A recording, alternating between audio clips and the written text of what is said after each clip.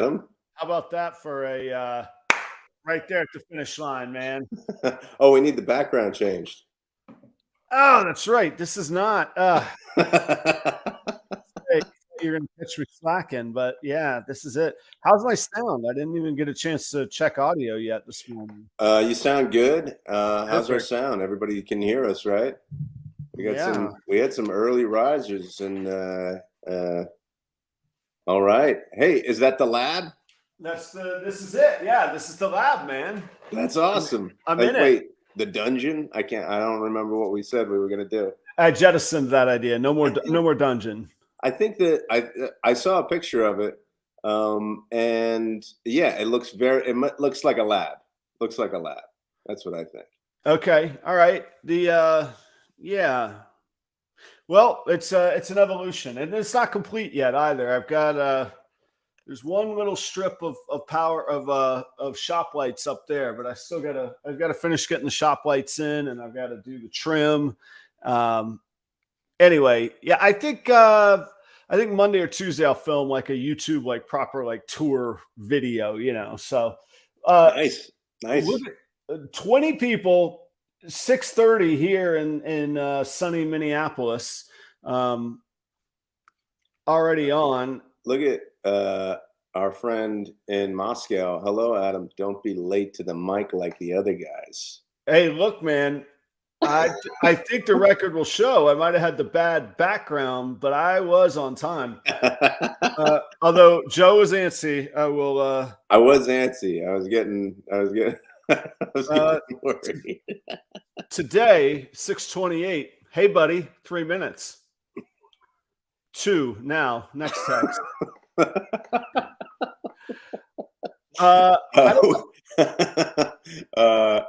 And there was another question.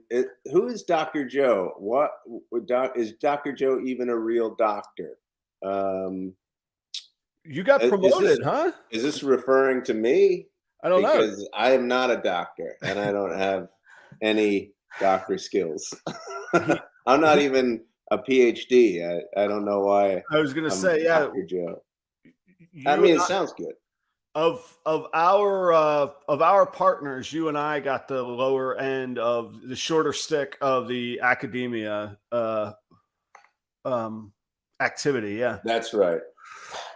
That's right. Yes. And don't sell yourself short, because you do have a master's degree, right? I do have a master's degree. Yes. There you go. Okay. But that doesn't qualify me as only 2+ years of education, and depending on how you rate education as important or not, If we're rating this by the years involved, I will take the cake. I will tell you, I will see your master's degree, and I'll raise you my 17-year bachelor's in history, baby. Yeah, you and me both. We both have history degrees. Oh, really? Okay. All right. I thought history. Yeah. And then theology. I have a degree in theology. Yeah, I knew about the theology. I didn't know about a specialty in history. Which one's the master in? The master's is theology, and then the undergraduate is history. Got it. So was never taught any usable skills. Yeah, I could tell you about the frontier boom times of Amazonia, the rubber boom of Manaus of the very early 20th century.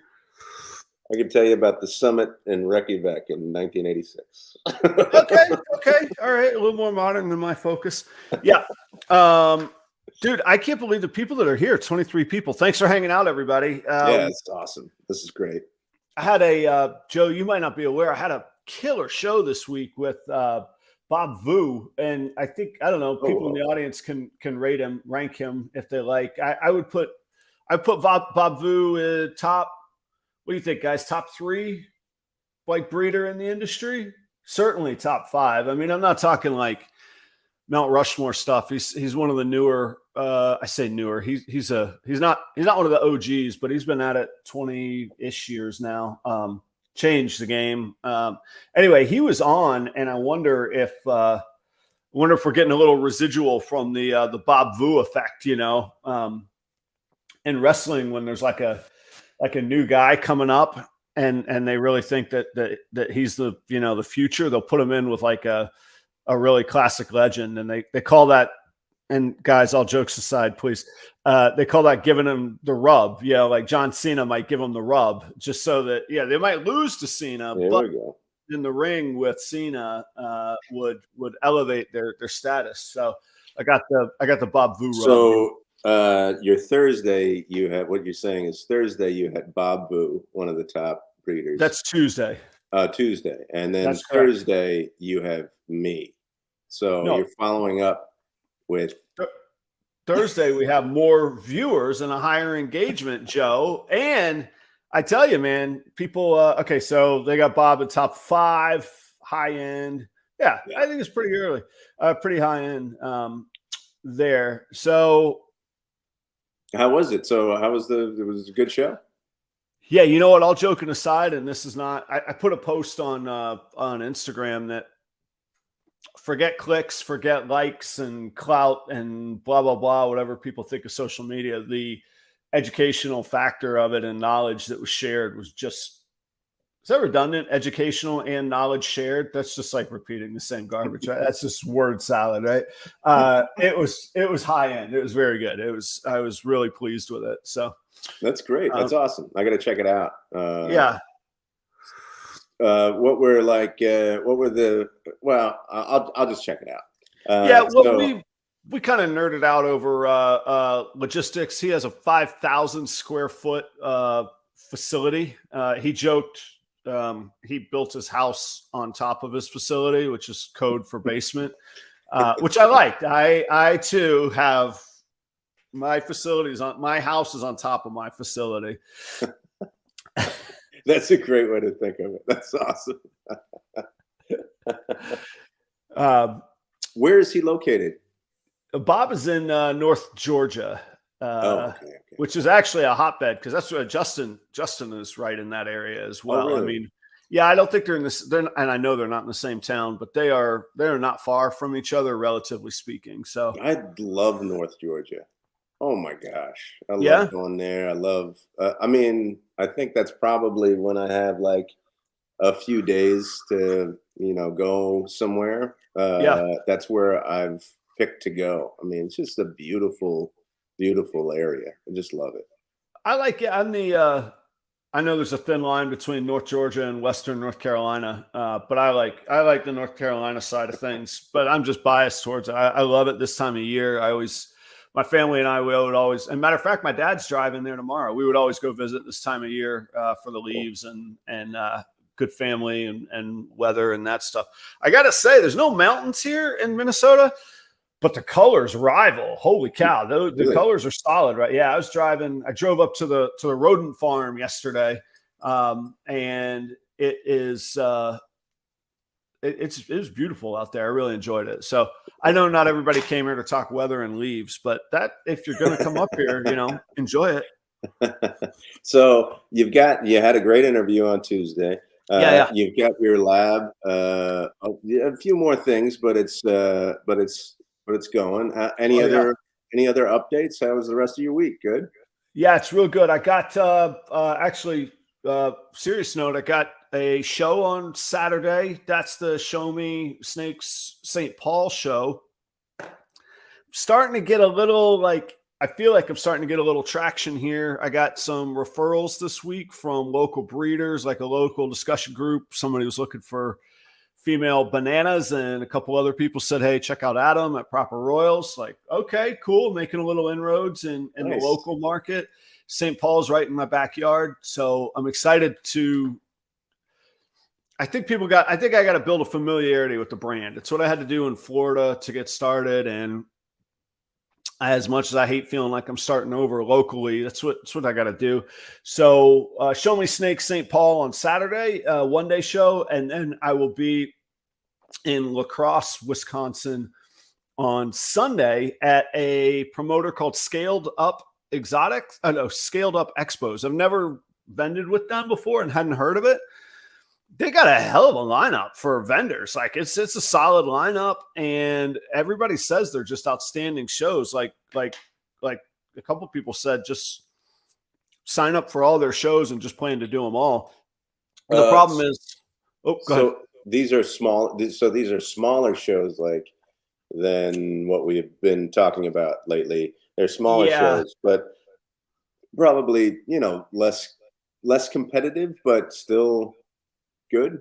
Yeah, I don't know. There's always the big fish, small pond mentality. Could I, Yeah. can I be a bigger fish in a smaller pond?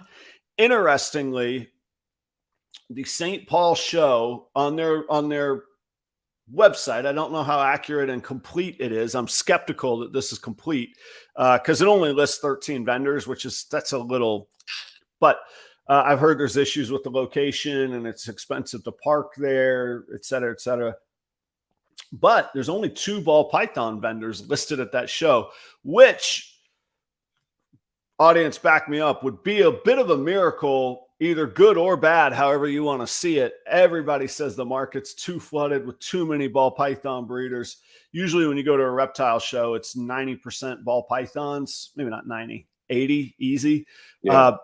So for there only to be 2 vendors would be sort of a paradigm switch, and it would give me an opportunity to be a really competitive vendor. The other one is MBK. They are very well known around here. I'm excited to go meet them. So they'll be there on Saturday too. Right. MBK they're ball python breeders. That's the other vendor at the show. Yeah, they do. I think they do more than just ball pythons. Somebody out there will know them better than I do. And MBK is the verbiage used from Mexican black king snake as well, which I think is their play on it. I think it's Minnesota something.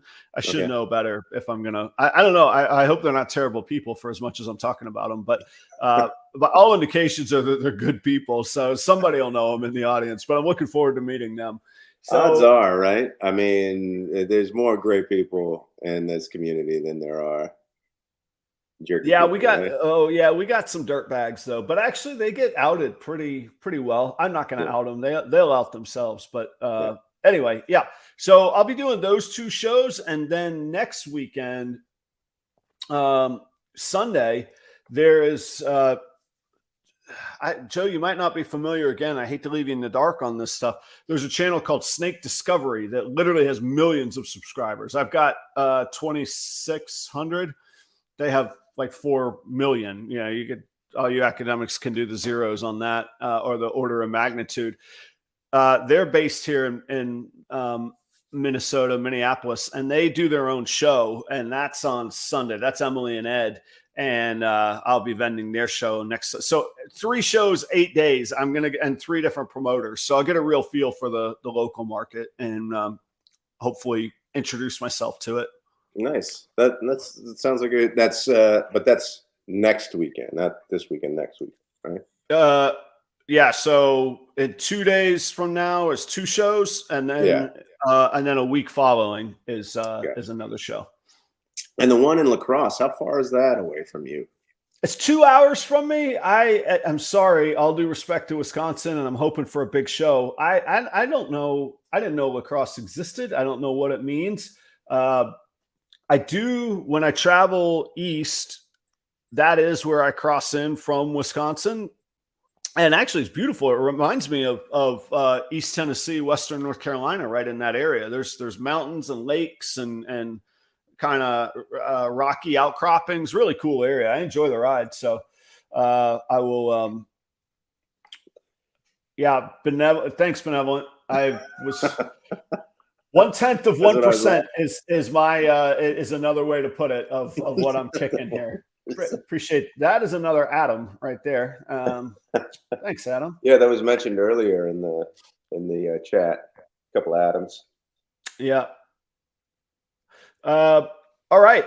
So Joe and I keep it a little bit loose on show prep just for the sake of having a little bit of catch up time. And this morning you could see we prepped well. I got it right on the air at 6:30 with the wrong background.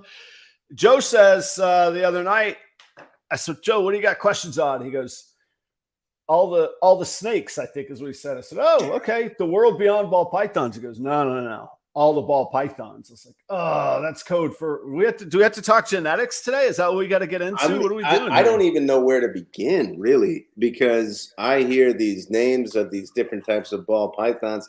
They don't even stick in my head. I've got a pen.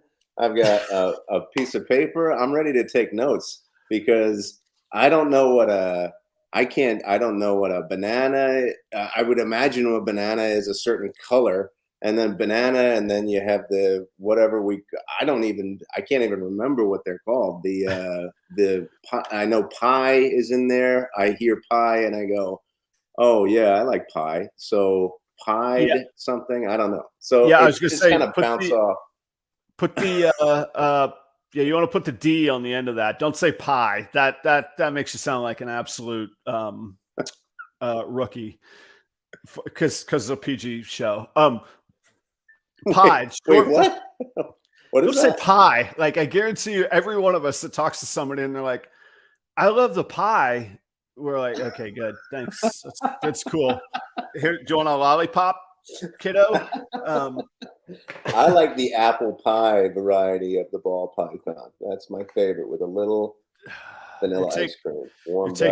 You're taking a step backwards, man. Here, like we were bringing us down, Joe. Hey, by the way, you're really quick because I heard an interesting thought this week. Your Phillies are crushing it, huh? Oh yeah, and it's just so fun to watch. I mean, since the last time they had one game, 6 home runs. They're just dinging home runs. It's really fun to watch. It's fun baseball to watch, definitely. All right, here's the interesting thing I heard. You could, to get a ticket in Philadelphia, the cheapest, assuming they get back there again and don't sweep everything, the cheapest standing room only ticket is about $339 for the game. Mm-hmm. Have you heard this? I haven't looked into tickets at all. No. All right. As of yesterday on Vivid Seats, do you know what you could get a ticket out in Arizona for? How much? Cheapest price. Is it more or less than that? Is that what we're talking about? That's the point here. That's what I need you to weigh in well, on. I would imagine maybe less than that, so 150. Okay, it's $13. You could fly to Arizona. I swear to God, you could fly to Arizona, watch your Phillies, and get back for cheaper. Like, just hop on like Frontier or Alaska, Southwest. Get you a $62 ticket each way. That's the first note I'm taking now. There you go. I came here to take notes on ball pythons, but that's how I bring you value, Joe. So yeah, I think you should, and do it like crazy. Go like full on Philly. Be like, I'm flying in, I'm going to the game, I'm flying out. Make it like a 19-hour round trip and then get back to work. Yeah, no sleep, if it was, if only it was a New York team, you could have your Beastie Boys soundtrack, no sleep till Brooklyn kind of thing. Just old school party trip. Yeah, what would be the Philly equivalent to the Beastie Boys that I would be rocking on the airplane that I would be pissed off about? You could go either you could go some Fresh Prince, but Philly had its own version of Philly had its own answer to the Motown scene, man. The like soul, Gladys Knight and the Pips. Yeah, the soul music revival of not even a revival, the soul music creation in like I said, everybody just lumps everything into Motown, but Motown was a record label out of Detroit. But Philly had incredible songwriters that were making massive hits out of Philly as well. So. Yeah, it doesn't have the same effect of the Beastie Boys, though. It's not aggressive enough. It's not. People would go, oh, yeah. You know what, though? Many of us might not be sitting here if it weren't for the sweet grooves of Motown and Philly music. Think about that. I'm thinking Hall & Oates, right? Oh, boy. Oh, gee. That's upstate New York, though, right? I don't know. Okay. So let's get. I just had to get that out there, but you should consider that and go check it out. It is. I am going to check that. Philly's got something special going on for those variants and ticket prices. All right. I thought we were going to be able to skip past pronouncing pied, but it is pied. P-I-E-D is what you're going to call So what is pied? What does that mean? I don't know. It's made up. It's short for piebald, and piebald is the condition that Dalmatians have. It's a whiteout. It's a pattern, then whiteout, then pattern. All right. So hang on, and it's piebald, Piebald, piebald. Yeah, and we do shorten that to pied, but not pie. We will not go to 3 letters. We only go to 4. Okay, so you take out the ball, and Right. it becomes pied. Okay, so Pied. it's pied. Gotcha. So and that it's like a Dalmatian pattern. It's like a spotted. No, it's not spot in that way. It's not. It is scientifically, it's the same. It is the same condition that Dalmatians have. That Dalmatians are a piebald dog. Okay. You could have piebald peacocks. Taylor, my partner, he's got a piebald peacock, man. It's white. It's patches of complete whiteout, no pigment whatsoever, pure white, and then patterns. Yeah, there's piebald deer, pure white, squirrels. and then there's patterns on it. Yeah. Okay. And so you'd go, I got a good pied ball python that you could take a look at. That's right. You would say that. And then, so there was a good band called Piebald out of DC in the late '90s that I really like. I actually still have some of their music in my library. So what is that? What genre? That sounds like maybe like the hardcore scene, like Agnostic Front or something. Yeah. I mean, I think it was like indie rock kind of stuff. I don't know, but the indie rock seems like very vague and broad. So, but yeah, they have a good song that I still listen to. Anyway, so I get a pot, and then there's patterns in the pot in the pure white, right? So the pattern. Yeah. So do the patterns have a name? Yeah. So let's go all the way back though. Here's the crux of it, and this is a little bit of a hot take. All right. And by the way, Jersey cow is also a piebald animal. Turns out, according to Phil, who I do trust. Phil. Usually when Phil speaks, he knows what he's talking about. Here, this is the hot take, Joe. Let me narrow it down for you, because this will cause commentary. There are 2 circumstances for any gene, and that's it. Ignore all the other words that people are going to go, wait a minute, what's Adam saying here? Each gene can be represented in a heterozygous form, one of it, or a homozygous form, 2 of it. Yeah. That's it. I'm realizing that I shouldn't take notes because it's bad. It's bad podcasting. No, take your notes. I'll ramble on. You keep up with your pencil here. Heterozygous and homozygous. That's it. Everything else is a human construct. Everything else that we call it of dominant, recessive, codominant, dominant. That's it. And I could only count 3. There's 3 notable exceptions to what I'm going to say today that we know of in ball python genetics. But otherwise, all you have to know is that there is a heterozygous representation of every gene, and there's a homozygous representation of every gene. Okay, when you say every gene, what are the genes? All right, so those are genetic mutations. So a pure, unadulterated ball python we would call normal, and we could argue that a true normal probably doesn't even exist in the hobby anymore, but maybe they do.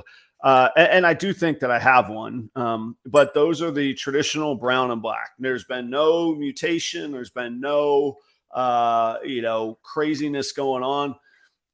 So these genes would be things that affect, they could affect anything, but what we breed for is the genes that affect color, pattern, and contrast. Unfortunately, you could get genes that cause neurological disorders and that sort of thing. And ideally, we're taking that into consideration when we breed. Genes that we could see in, and Joe, you sort of philosophically understand the heterozygous homozygous thing, you got one expression or you got two expression. Two expressions means both parents gave a copy of that gene. Right. Okay. So hang on a second. For the genes of color, pattern, and contrast, that's what really you're breeding for. Those different looks in those three different categories. Color, pattern, and contrast. That's the best way I've been able to lay it out in my mind. Like when I'm thinking of what I'm going to do in my process-oriented mind, I'm saying color, pattern, contrast. Okay. Those are the three things I can breed for. There's genes for each one of those. Right. Okay. And some of them do more. Some of them might even check all three boxes. But yes, you would say, hey, if I want to brighten the color, I'm going to focus myself on gene X, Y, and Z. If I want to mess with contrast, I'll look at boom and boom. And if I want to mess with, what did I say? Color, contrast, pattern. Pattern disruptors. We're going to look over here. Okay. And then you start using it like an artist's palette. Okay. And for each of those categories, there's either a heterozygous or a homozygous. Am I getting that right? Okay. Yeah. And we heterozygous.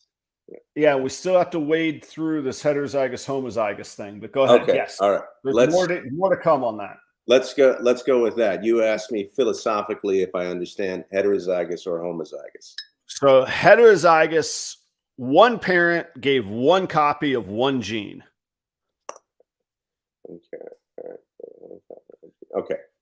Okay. And your little buddy, the Punnett square, is starting to form here. Okay. One parent, one copy. Okay. One parent, one copy. If we could see it, this is where the human construct comes in. If we could see it, we call that a dominant gene. Right. Got it. If we can only see it if both parents give a copy, that is now homozygous. And if we only see it when both parents give a copy, we then call that a recessive gene. So recessives require two copies, and we only see recessives when when it is homozygous. Okay. All right. Hang on. Explain. Wait. Let's go back to so heterozygous and homozygous. I'm stuck there. So before we move into dominant and recessive, heterozygous and homozygous. It's all hetero and homozygous. Don't even go. All right. Forget dominant and recessive again. Yeah. Let's get our heads around this. Yeah. So let's just call a gene the black gene. That's not never mind. The pied gene. Let's give it. No. The black gene. We're going to just call it the black gene. If dad is a black gene and we could see it and he only has one copy of that gene, we would call that dominant. Okay. All right. Dad, black gene, breeds to normal mom. Yeah. Half of those babies are going to have statistically the black gene. Okay. All right. One copy. There's only one copy floating out there. Yeah. And we can see the effects of it. That means it's a dominant gene. Okay. One copy, dominant, going to half the babies. That's how a dominant gene works. Wait, why did we switch? I thought we weren't getting into dominant and recessive just yet. I'm still stuck on homozygous and heterozygous.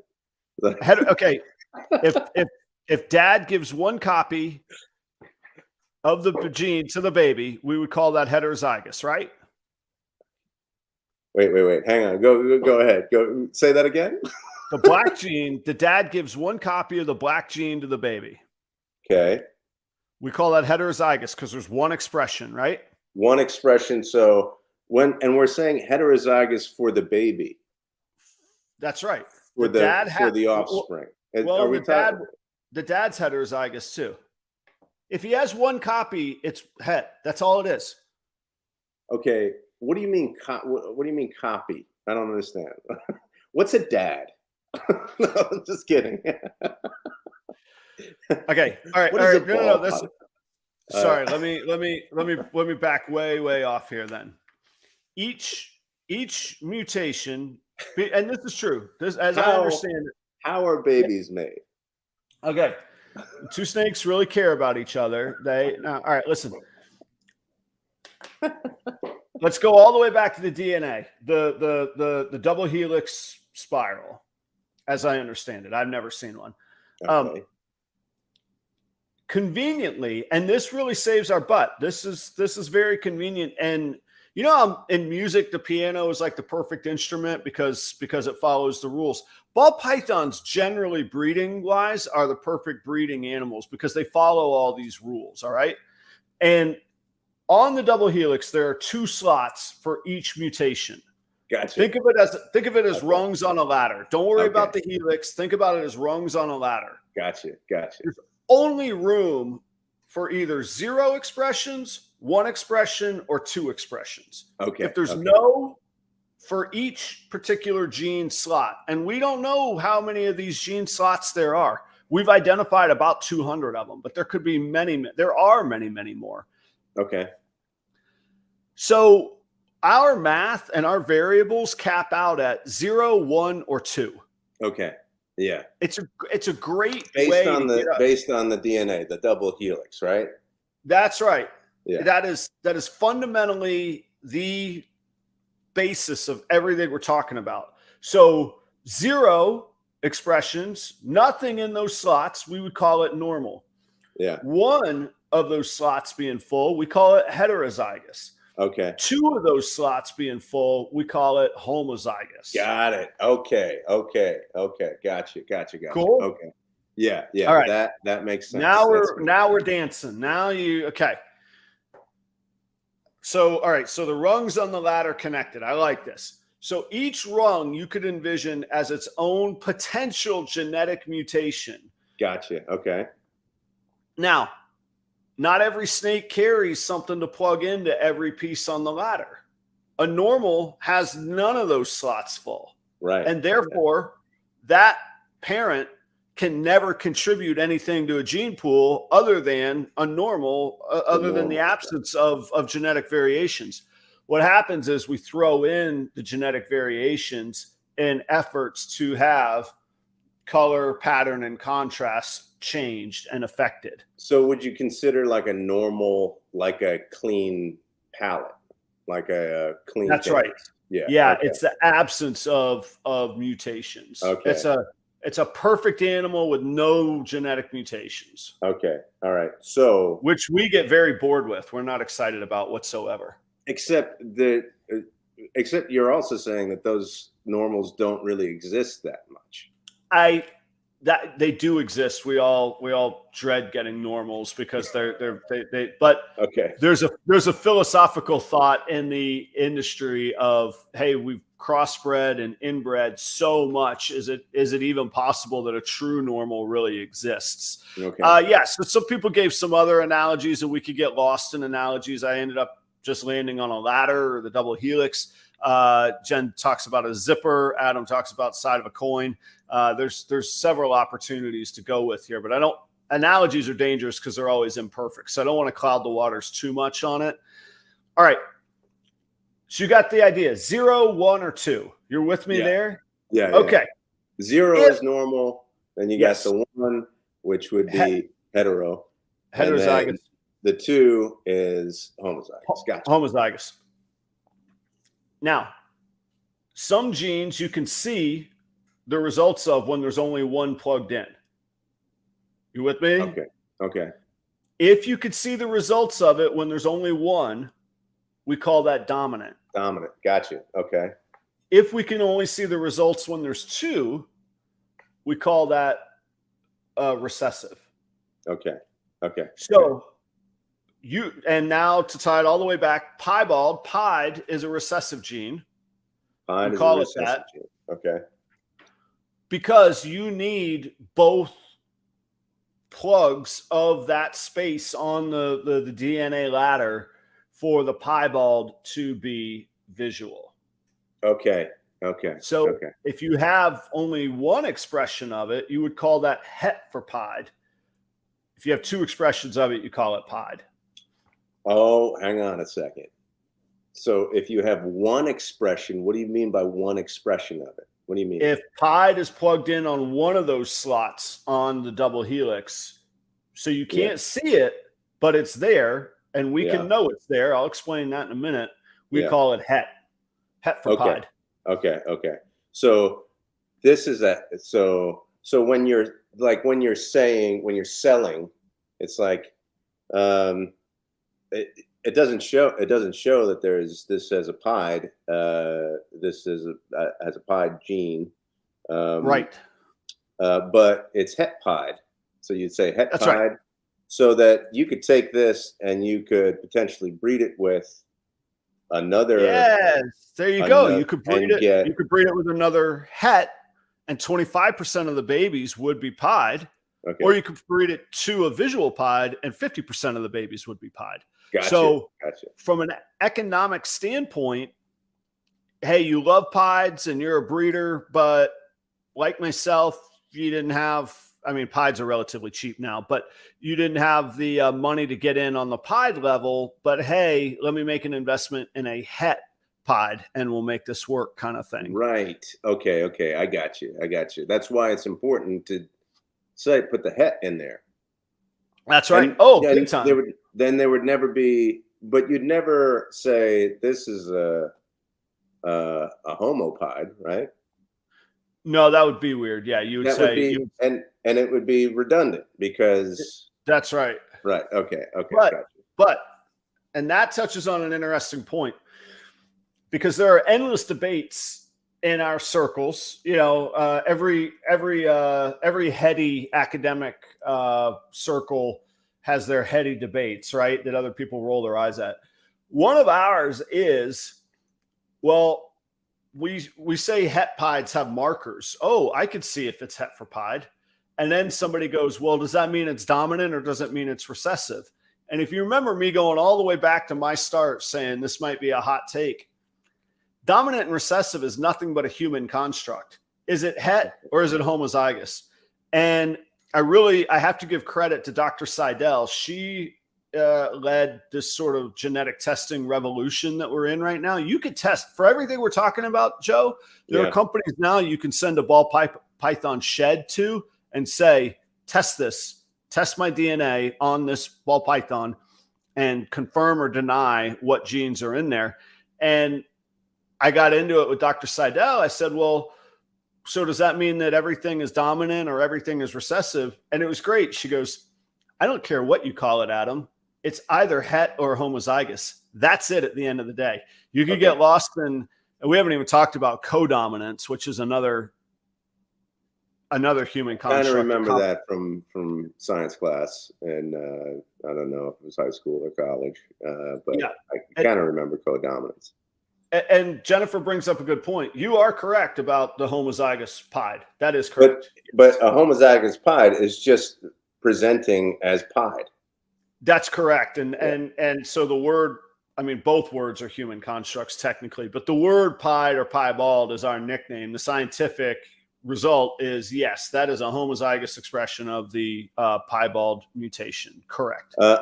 So I really like this. I really like this comment here, and I want to get to all of these different things that are taking place here.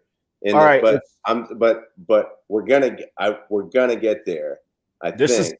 Let's pull it apart now, okay, Joe? All right, this is what we're gonna do. This is like you remember the order of operations? You got you got parentheses, and then you got there you go. Then you got the exponents and multiplication. So that's similar to this. I don't think I said thank you earlier. Keith gave us $2. That's $2 California dollars, which is worth a little bit more in Minnesota. So that's cool. I do appreciate it. Thank you for being here. All right, let's use Ricky Gills. Keith is good. He's a sponsor on the Tuesday night show. I know. I'm giving Keith a hard time. All right. So let's translate this. Here we go, Joe. OD is Orange Dream. Okay. And so Orange Dream is a dominant generally color changing gene. It does change a little bit of pattern. Okay, hang on a second. The first word is pastel. Excuse me, you're right. Yep. It just that was a little bit ironic. Everybody likes to skip over pastel, but that's the audience is chuckling. Joe has no idea of the joke. All right, pastel. I'm glad I'm funny, but I don't know why. Pastel is one of the oldest and earliest discovered genetic mutations. Pastel is everywhere in the industry, and we actually, in a lot of situations, I say you got to use pastel in the right way because people will knock pastel. I have tons of pastel. There's pastel all over the place. And what does pastel mean? So pastel is a brightening gene. It brings in a yellow color, and it does break up pattern a little bit. And I would say it changes contrast somewhat. So if we use our color pattern contrast sliding scales, a little bit of all of it. The problem with pastel is generally as it ages, it sort of browns out. It doesn't hold.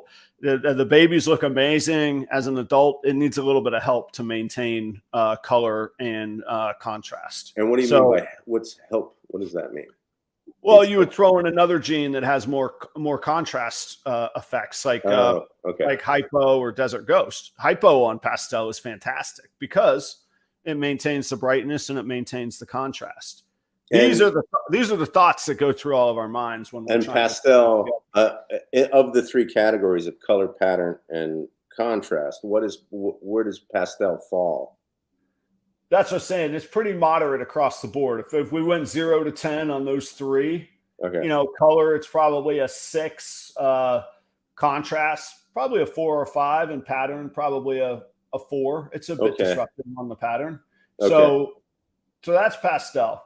I'm readjusting my understanding here too. No, you're as you're talking. And I was actually I was like, oh, okay, so that there is a gene for each of these categories. Like there's a many. Gene. Oh, no. Okay. Yeah, they're not. A particular gene goes across all of those categories. Gotcha. Yeah, understood.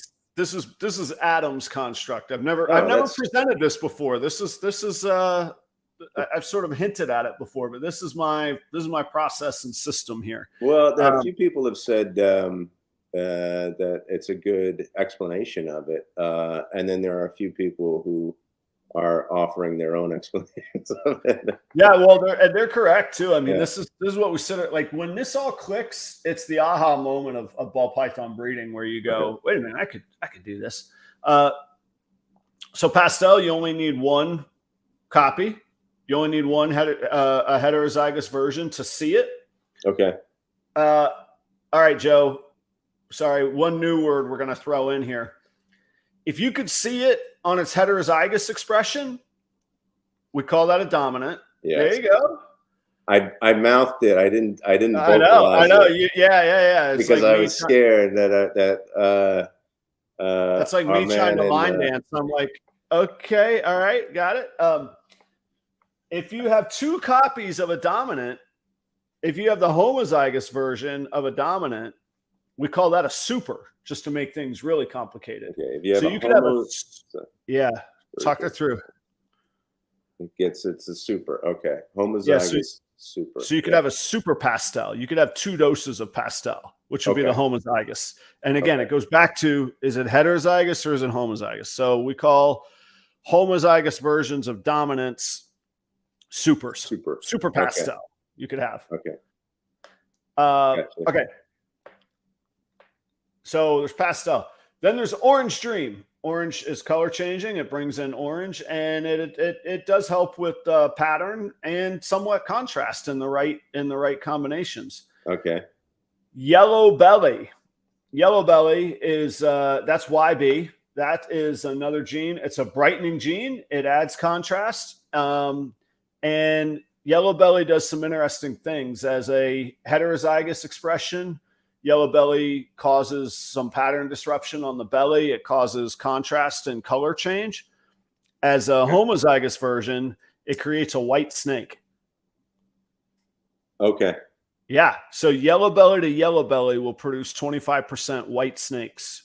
We call Okay. them ivories. Yeah. Okay. How crazy. Okay. All right. Okay. So you got to watch out with yellow belly. You got to know what you're doing. Enchi. Why? Enchi. Wait. That's a neat. Why? Because you don't want a completely white snake.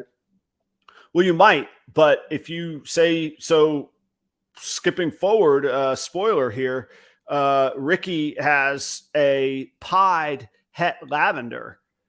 You would not want an all white pied, generally speaking, because you wouldn't enjoy the visual benefits of pied. You wouldn't have your patterns. It would just be all. So these white snakes are kind of act like a blanket on top of all these other opportunities. Okay, so yeah, so some of these characteristics trump the others. Yeah, they'll overpower others. So yeah, actually, a fourth category could be, man, how powerful is it? There's several genes that will absolutely blast others out of the water, or that don't work well in combination with each other, that we've learned from the community or from other people's breeding. And so and then there's category.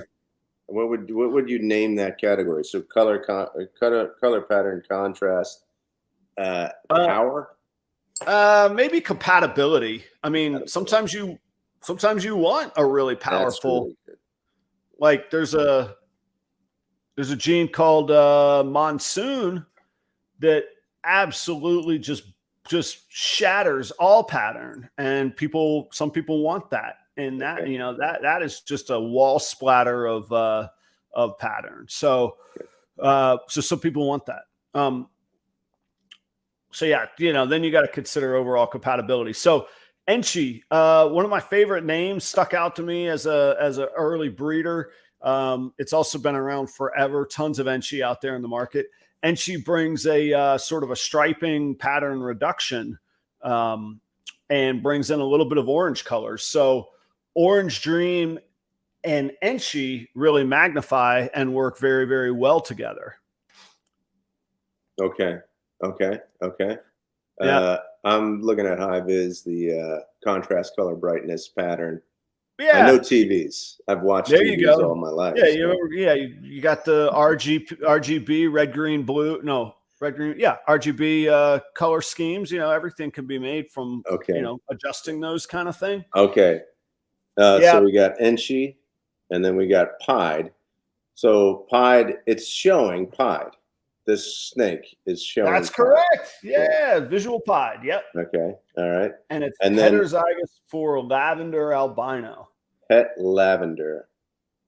What do you mean? What's albino? What are you talking about? Sorry, lavender is a type of albinism. Oh, so okay. There's actually 4 or 5 varieties of albinism within ball pythons. Yeah. So it's got the lavender, but it's not showing lavender. It's not showing. Correct. Yeah. You got it. Okay. All right. And so when a breeder sees Pastel OD, YB, Enchi, pied, het lavender, they visualize what this thing looks like.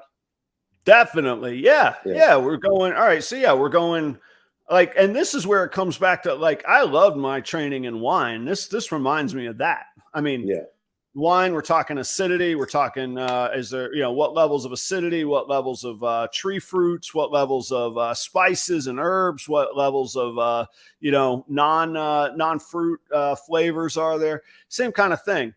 So we're talking pastel. So this is probably a brighter snake. Orange Dream, boom, it's going to get really vivid. I happen to know Orange Dream and pied are very high on the compatibility scale. They do fantastic. Yellow belly. Hang on. It just started at the beginning. So somebody is talking to you. So you don't see this whole thing, and they say pastel, and you pick it apart. So right when they say the word pastel, there's a snake that you're visualizing, and they say pastel, and then what do you place on that snake in your mind? What's the pastel? Yeah, it's yellow with a broken up pattern, and contrast is okay. Okay. Then it goes to OD. So on the yellow, then there's a little bit of orange. Yeah, and on the sides, orange is going to come up. The patterns get a little bit reduced with OD, and the contrast, the blacks get blacker with OD as well. And typically by the tail, it sort of stretches out the pattern, so you get this nice orange panel. And with the pastel, you get orange and yellow mixed there, kind of thing. Okay, pastel. Okay, then it goes to YB. Yellow belly. Yellow belly. Yellow belly.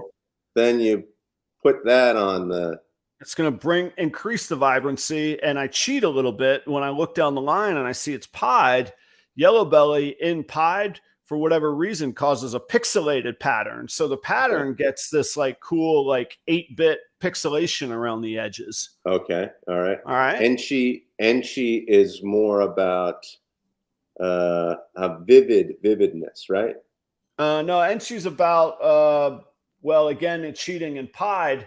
Enchi and pied work together to create what we call a low white pied. So the white areas of the pied are very low in Enchi. Okay. And then Enchi will also magnify oranges. So orange dream and Enchi, yellow belly, and pastel. This is a vivid snake. Okay. And then het lavender. Got that. That's right. That's right. Lavender. What? Yeah. Can you mix these up? Like, is there a way to, like, would it be better because pied changes Enchi and YB?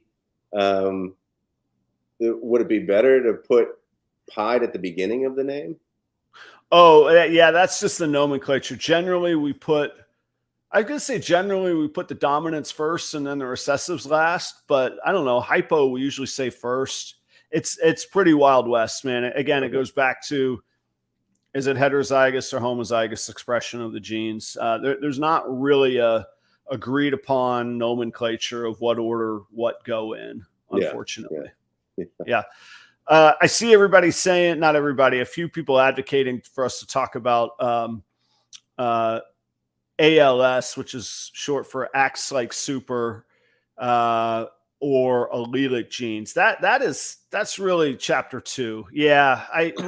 Joe, I gotta say, man, like this conversation, I don't know did you see the description I put on our show today?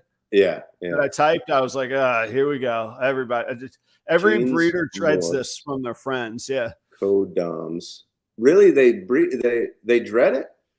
I don't know about dread it, but we're all like, here we go. Okay.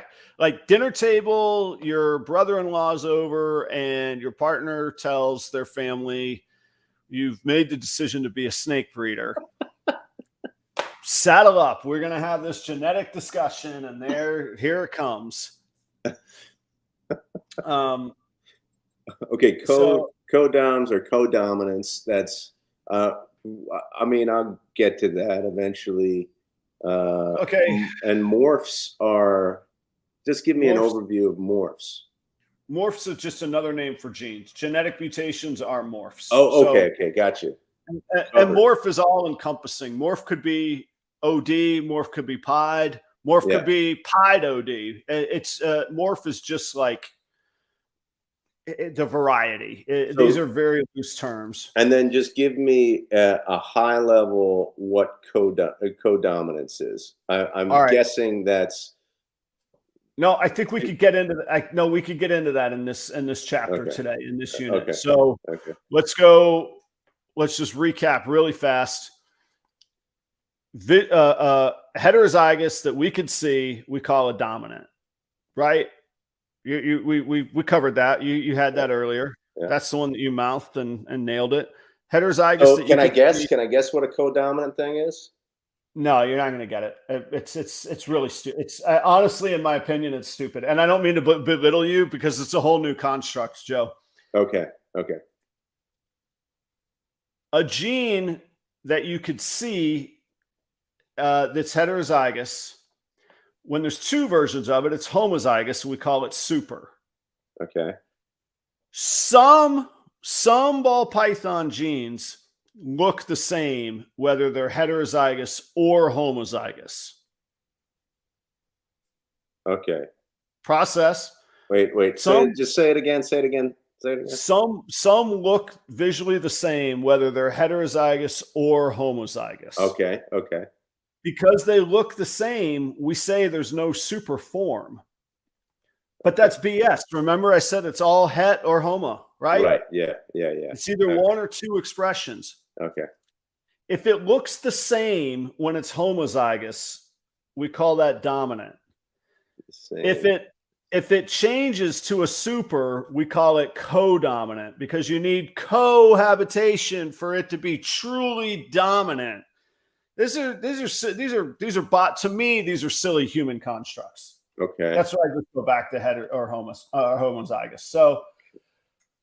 So the codoms really are what we're calling visual hets. And then the dominants, people argue, are the ones that visually look the same, whether they're heterozygous or homozygous. Yeah. So there's a gene called pinstripe. Okay. Yeah. Give me an example. One example of pinstripe, or excuse me, the heterozygous version of pinstripe looks the very same as the homozygous version of pinstripe. Okay. So that we would call a true dominant. Okay.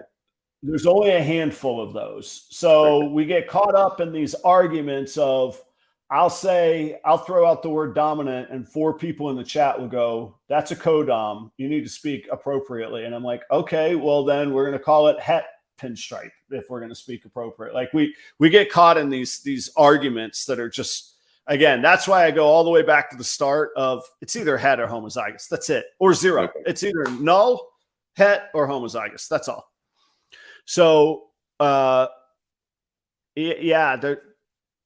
definitely homozygous pinstripes, but they look the same. We don't know it. And pinstripe is a gene that generally, especially financially, is not that appreciated. It's been around forever. It's one of the very earliest genetic mutations that were out there. So it's been bred like crazy. So, it's not like people are after high-end pinstripes. Generally speaking, Jennifer just bought a pinstripe for me that was fantastic. I think it's a beautiful gene.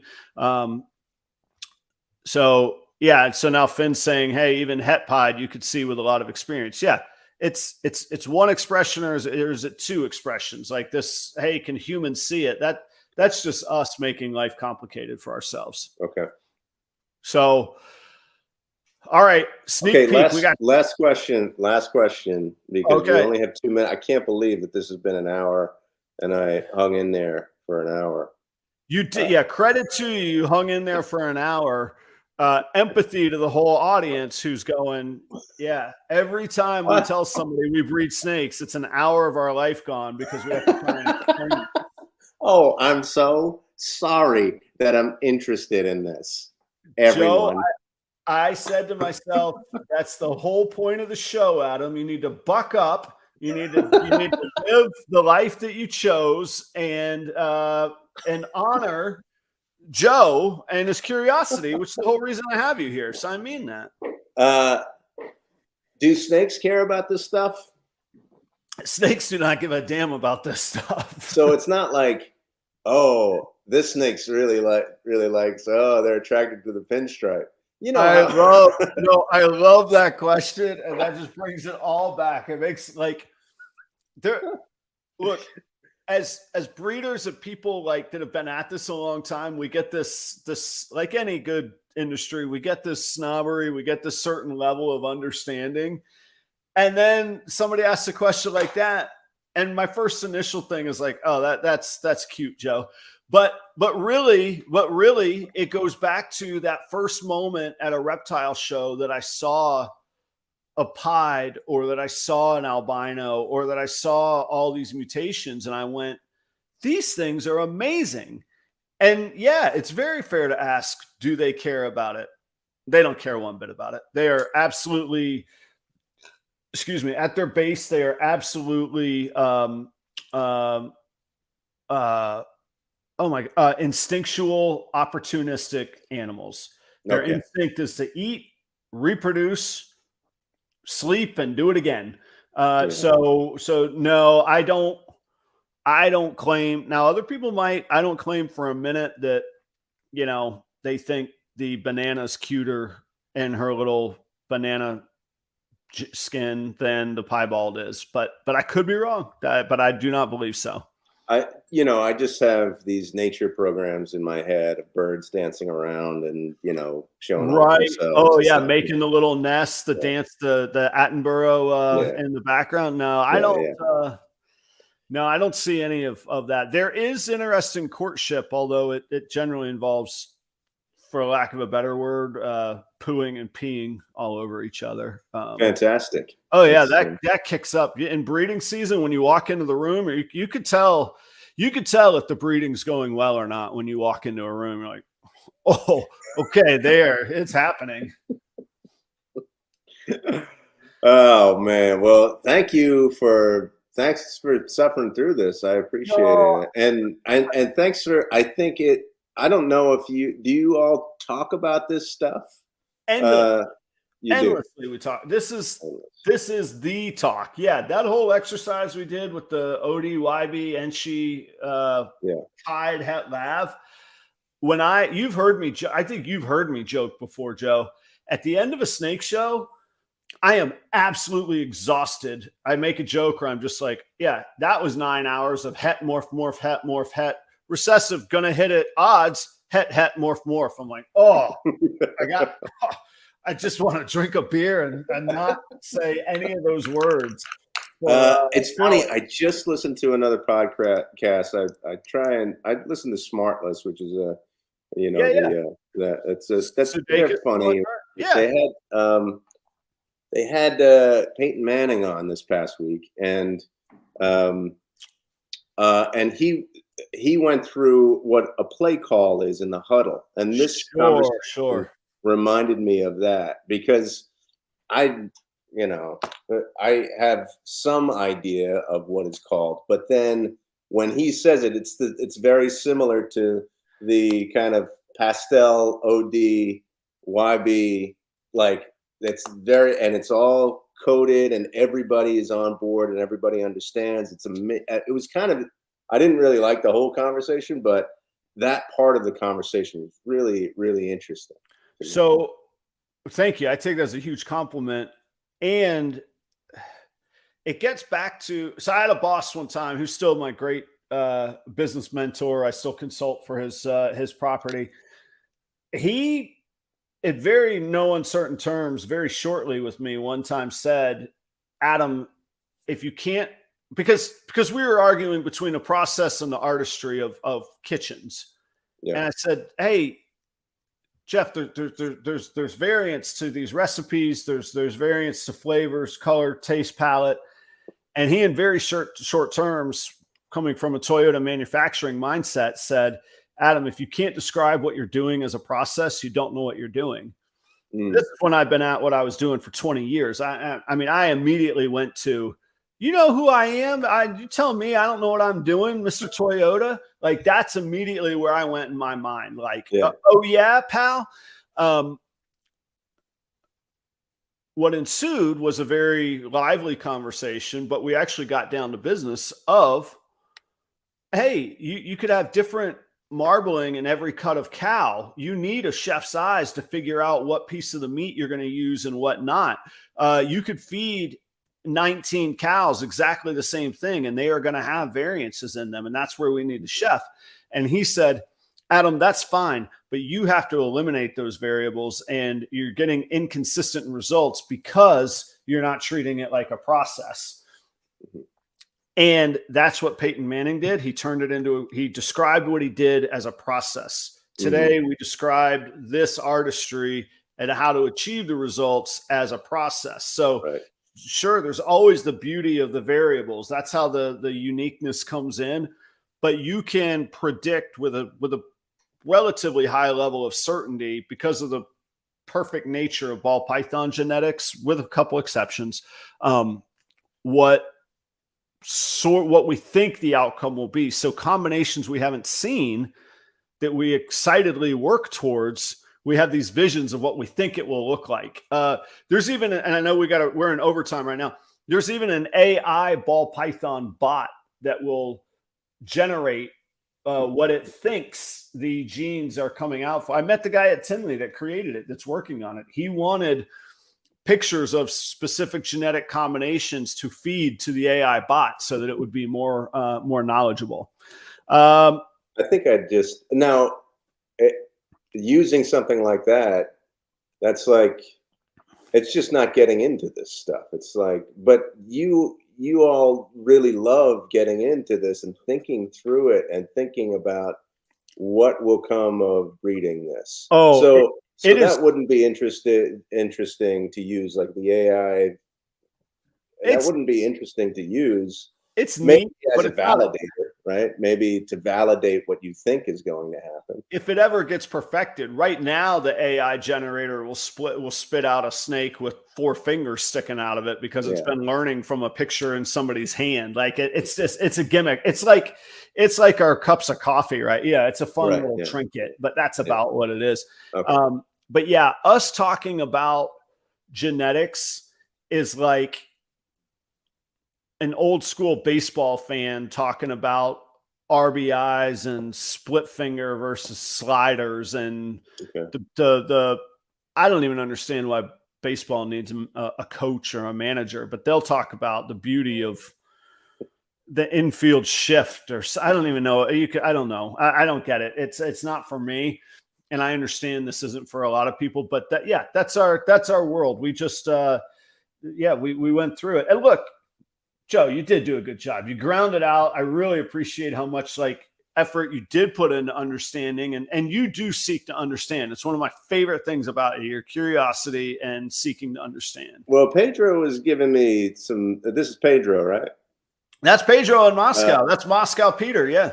Pedro was, I think he was like, even when I asked, he was kind of getting on me a little bit earlier. So that means a lot, Pedro, that I came around a little bit and I was able to hang in there. So yeah, it's really interesting. It is really interesting.